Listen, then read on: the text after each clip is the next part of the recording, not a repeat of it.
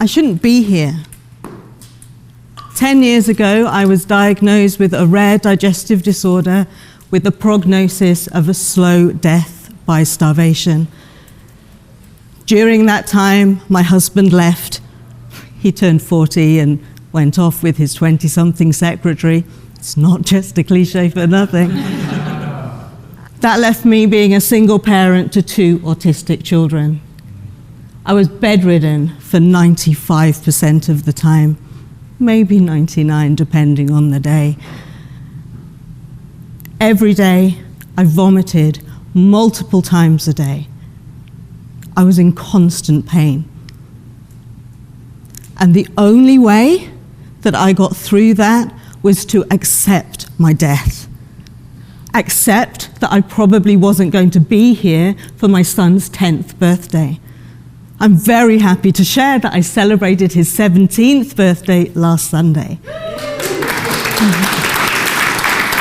I'm Janet Mohapi-Banks, and I'm going to share with you 3 things that I learned along my journey of being ill, of getting better, and of being where I am today, living on the other side of the world with my 2 autistic teens, living my best life, literally, having graduated with an MBA with distinction. Thank you. The first thing I learned as I was lying there, as I say, in constant pain and accepting my death, was that I am not my trauma.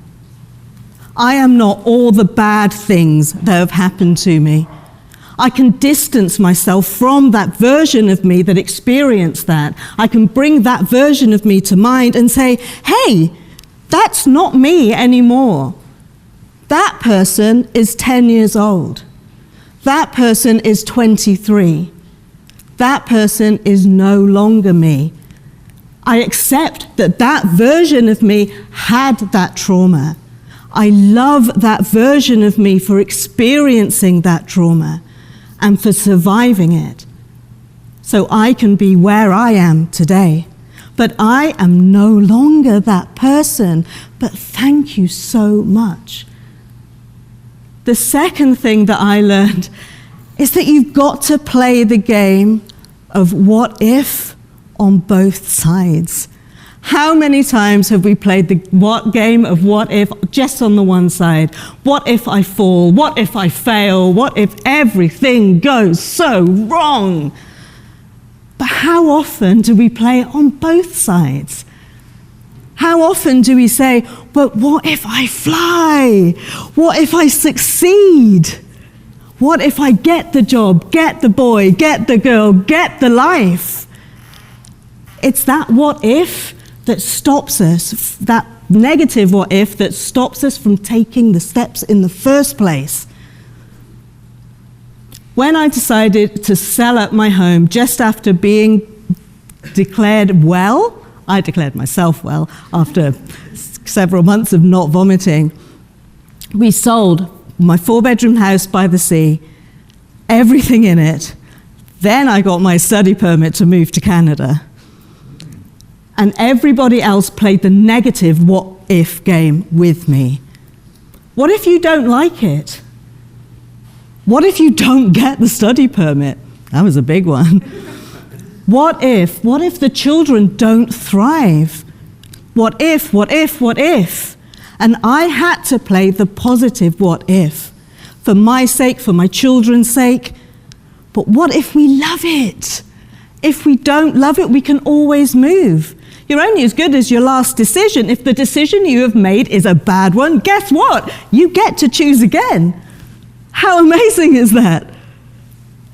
Knowing that, discovering that, changes your life. Knowing that the decision that you make doesn't need to be the final one, because you always get to make another one. How expansive is that? How can you ever get it wrong if you always have a chance to choose again? So playing the game of what if it goes wrong, but what if it goes well? Yeah. And the third thing I want to share with you is that as I was getting better, I realized that I had developed a big butt.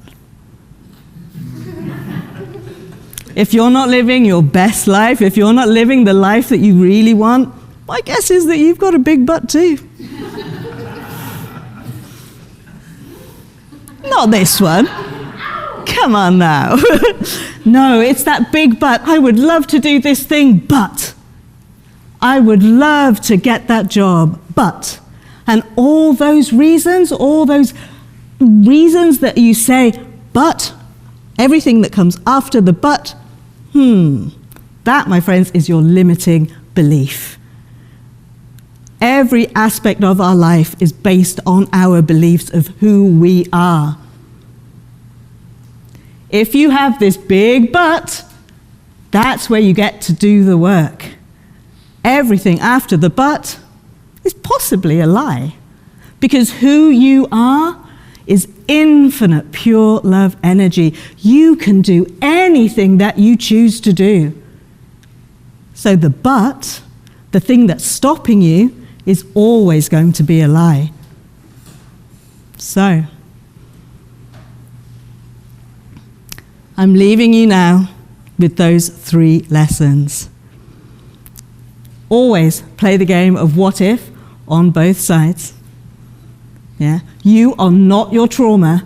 You can distance yourself from it so you can look back and say, yeah, look how far I've come.